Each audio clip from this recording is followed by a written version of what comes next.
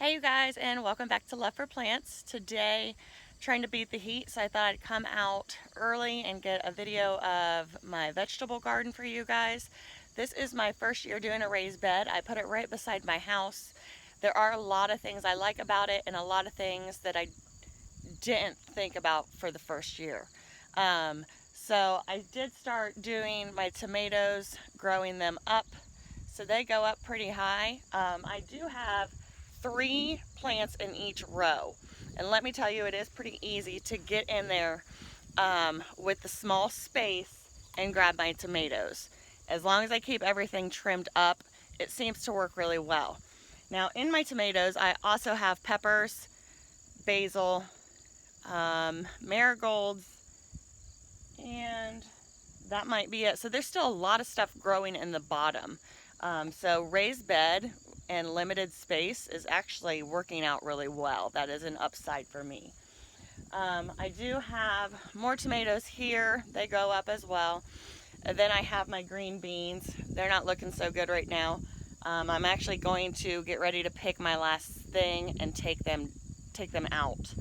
I do have space in between that I had stuff growing. We got a bad storm and my whole thing fell down. That's why you see the PVC holding the green beans up now. So nothing actually is still here in the middle, but tons of room. I could grow a zucchini plant in there if I wanted. My green beans are here. They're getting powdery mildew. I didn't think putting green beans and cucumbers beside each other would really cut my airflow off. Well, once those green beans took off, my airflow right here in this area has died. So I would say do not put your green beans and cucumbers beside each other, even though they are companion plants, because the airflow is going to hurt them. Especially, it might not be so bad, but I have the house in the background, so there's no airflow coming from the other side. I did start doing my green beans up this net. Worked really good at first, and then pruning got away from me. So now I have crazy cucumbers that are stuck in the net, and then they're all deformed. So maybe think about that a little bit if you're doing a raised bed. I do have zucchini behind the green beans. Little hard to reach. That's why I'm letting this one actually come out. And I had flowers in there, and I'll tell you all that story here in a little bit. But I got my zinnias over here. I got strawberries in the corner. So this raised bed is like 20 foot long and I think just under 3 foot wide. So I got a lot of stuff to grow in here. I actually filled the rest of my space up with more tomatoes. I knew I didn't need that many tomatoes, but I had tomato plants and I didn't know what else I really needed that we actually eat in the house. So plenty of space in a raised bed. I'd totally suggest a raised bed. Here are the cons I'm going to tell you though for the first year. Let me get over here where you guys can see it. So when I started, my dirt was almost to the top. I am now about 8 inches down. So when you are filling your bed, keep in mind that you really need to pack it down good if you're going to use it that first year, or be okay with the dirt settling. So this fall I'm actually going to let my grass grow a little long, take the cuttings, put a layer of cuttings on, and then get some more topsoil. And then as winter comes and the snow gets heavy and sits on it, hopefully that'll pack it down more. And then come spring, I can top it off one more time and hopefully have all my plants level with the top instead of sitting down in. So that was one thing to think about. Another issue I had was I had ants. And they ate my marigolds, like completely cut them off from the base. So I finally overcame that.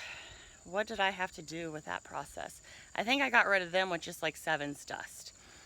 Then the next thing happened is I got slugs. Oh my God, my slugs were terrible. So I tried a lot of different things. The one that kind of worked was if you ever look up getting rid of slugs, it'll bring up like alcohol, beer, or any kind of yeast mixture. You sit it in a container and you put it in your garden. And what's supposed to happen is the slugs are supposed to come in, they're supposed to get a drink, and then they fall in and they drown.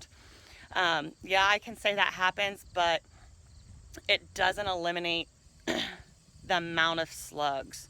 Like I could come out at night and the slugs with a flashlight, you could see them everywhere on top of the soil.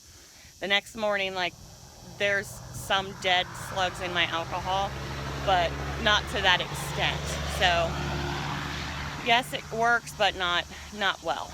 So things kept getting worse. They kept eating all my flowers. Any flower I had in my bed, they ate, but they left all my vegetables alone. They did eat my strawberries, so I haven't had a lot of strawberries yet. I'm starting to finally get blooms. So what I did one night, and they don't suggest this because, you know, plants that get too much salt, you can kill them.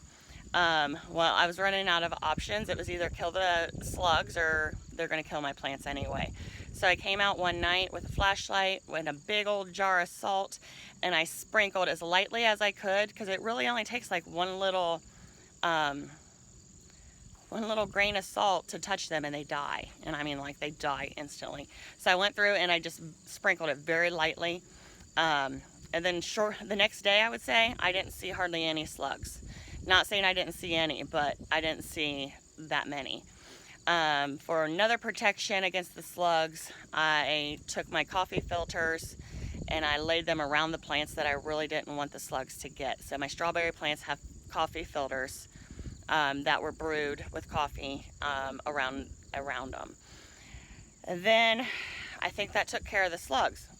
Next up, I had flippin' rats. Oh my God, so disgusting. My dog, my big brown dog, finally got one of the rats. And we thought that took care of the issue because they were eating my tomatoes. Like I had a camera in here and you could see them like climbing up on my tomato plants and like just picking their tomatoes. My tomatoes are now getting ripe and they're staying before like the rats would pick them off right before I did.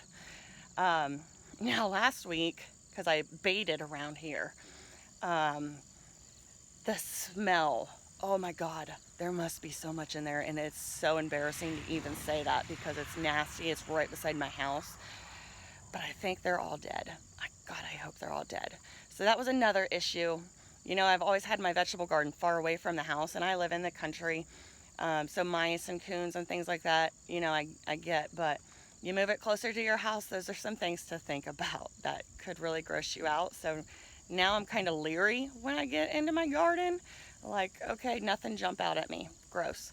But besides those things, I'm loving it.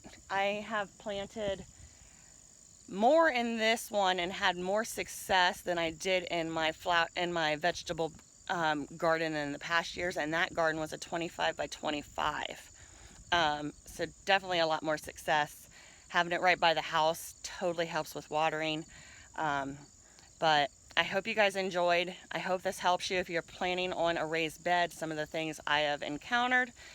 Other than that, I am going to get off here. The sun is starting to just, it's starting to come out. So I need to finish up a couple things on the other side of the house and hopefully get inside for the rest of the day. Thank you guys for watching, and as always, have a great day.